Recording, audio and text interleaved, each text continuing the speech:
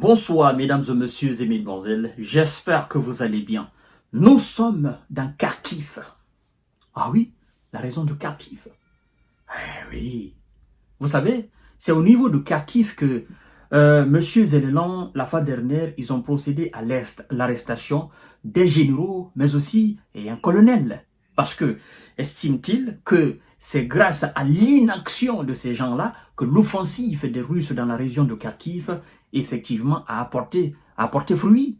Et donc, aujourd'hui, le même Zelensky et ses potes qui dirigent ce pays viennent de demander, mais de façon radicale, que soit fait au plus tôt que possible l'évacuation de plusieurs mômes et leurs familles. C'est-à-dire l'évacuation des différentes familles dans la région de Kharkiv. Au total, ils ont demandé 16 localités dans la région de Kharkiv. Nous allons voir tout à l'heure en détail. L'heure est grave à Kharkiv et aux alentours de Kharkiv. Je dois quand même vous rappeler que Kharkiv, je crois bien, c'est la deuxième plus grande ville et importante de l'Ukraine. Et donc, une telle information, après l'élection de M. Donald Trump, ça veut dire quoi? La Russie a-t-elle envie de prendre définitivement la deuxième plus grande ville de l'Ukraine? Nous allons voir ça tout à l'heure. Mais avant de poursuivre le visionnage de l'émission, n'oubliez pas de partager la vidéo dans tous les groupes possibles. Continuez à vous abonner à ma chaîne YouTube KanteJ Visionnaire le vrai et activez la cloche de notification pour ne plus rater mes émissions, mesdames et messieurs. Chacune de vos actions sur cette chaîne YouTube KanteJ Visionnaire permet de développer votre chaîne. Moi, je l'ai juste créée. Moi, je ne fais que décortiquer les informations. Mais cette chaîne, ça vous appartient. Ça vous appartient. Et donc, si vous voulez plus de monde sur la chaîne, alors partagez la chaîne dans tous les groupes possibles. Je vous invite également à vous abonner à notre page Facebook, le géopolitologue, je l'ai appelé. Si vous avez un compte Facebook ou que vous avez une page, allez-y dans votre barre de recherche, vous écrivez le géopolitologue, vous verrez ma page, vous vous abonnez là-dessus, ça ne vous prendra que quelques secondes. Et puis, nous nous plongeons directement dans ce sujet importantissime. L'Ukraine ordonne d'évacuer les enfants de plusieurs localités de la région de Kharkiv. Pourquoi? Pourquoi on doit évacuer les enfants? C'est pas seulement les enfants, c'est les enfants et leurs familles. Pourquoi? Mais si on s'en tient aux propos de LCI et de BFM TV, si on s'en tient aux propos des généraux sur plateau, en France, en Belgique, aux États-Unis, en Grande-Bretagne, mesdames et messieurs, on va croire que sur le terrain, c'est l'Ukraine qui domine. Les chars ukrainiens, les drones ukrainiens permettent aujourd'hui de ralentir les troupes de M. Vladimir Poutine. Mais dans de tels contextes, est-ce qu'on a besoin d'évacuer plusieurs zones autour de la deuxième plus grande ville importante du pays? Si on le fait, c'est parce que quelque part, il y a quelque chose qui ne va pas. En fait, il y a la réalité des plateaux de télévision, il y a la réalité du terrain. Et puisque nous sommes des hommes réalistes, des hommes pragmatiques, nous nous focalisons sur ce qui se passe sur le terrain. Nous, on s'emballe les yeux de ce qui se passe sur les plateaux de télévision, parce que sur les plateaux de télévision, la Russie a déjà perdu la guerre. Depuis il y a longtemps, depuis il y a 2 ans de cela, la Russie a déjà perdu la guerre. Sur le plateau de télévision, la Russie a perdu, si vous voulez bien, des millions de soldats.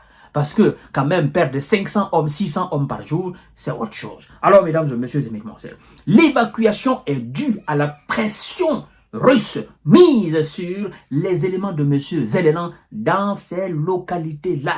Donc, Kharkiv, attention. Attention, mesdames et messieurs. Les autorités ukrainiennes ont ordonné l'évacuation forcée. Vous comprenez? Et ça, c'est selon le journal, le média français en ligne qu'on appelle Le Monde.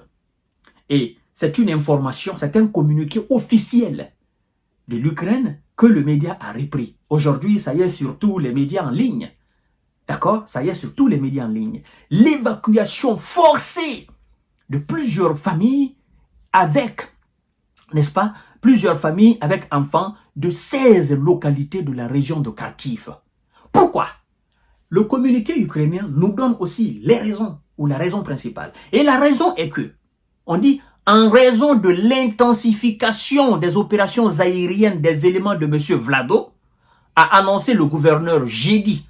Au total, 267 enfants et leurs familles doivent être évacués de 16 localités proches de la ligne de front, a expliqué sur Telegram Olech Sineoubov, gouverneur de cette région frontalière de la Russie. C'est pas moi qui le dis.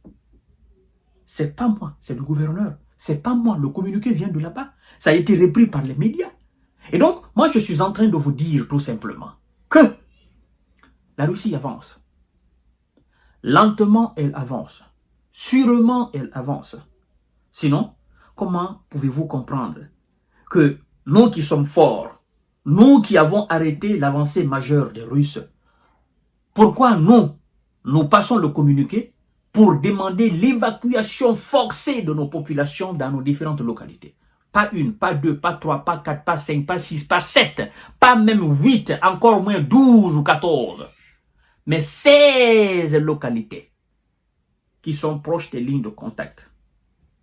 On dit, en raison des opérations intensifiées aériennes des hommes de M. Vlado. Alors, de telles informations, dans les jours à venir, vous allez entendre que dans ces 16 localités, il y en a au moins 10 qui sont aujourd'hui ou demain, qui seront sous le contrôle des hommes de M. Vlado. C'est toujours comme ça. Quand on évacue les coins, la logique est simple. Les soldats de M. Zelensky n'aiment pas entendre ces communiqués pareils-là. Vous savez pourquoi? En tant qu'il y a les civils dans les localités, ils savent qu'ils ont encore la chance. Parce que la Russie respecte beaucoup les civils. La Russie ne tire pas sur les civils. Et donc, la Russie fait très attention aux civils. Et eux, ça leur arrange. Mais arrivé à un certain moment, ils se disent, quand même, il y a des opérations aériennes. On ne peut pas garder les civils. Et en ce moment, les soldats de Zelensky disent, oh non, c'est fini pour nous. Parce qu'une fois qu'on évacue les civils, c'est terminé. On laisse la voie libre aux soldats russes qui sont 10 fois ou 20 fois plus nombreux que nous. Ils ont mieux d'équipement que nous. Ils sont mieux armés que nous. Ils sont mieux nourris que nous. Ils sont mieux stratèges que nous. Et donc, dans 2 ou 3 jours, nous allons fuir encore nos positions et nous allons reculer à l'intérieur. Et ça fait l'affaire de M. Vlad. Voilà, mesdames, messieurs, ce qui se passe autour de Kharkiv. Je vous reviens tout à l'heure dans une autre série d'informations de décortiquage. Partagez la vidéo dans tous les groupes possibles. Continuez à vous abonner à ma chaîne YouTube Kanté JV, on a le vrai. Merci beaucoup.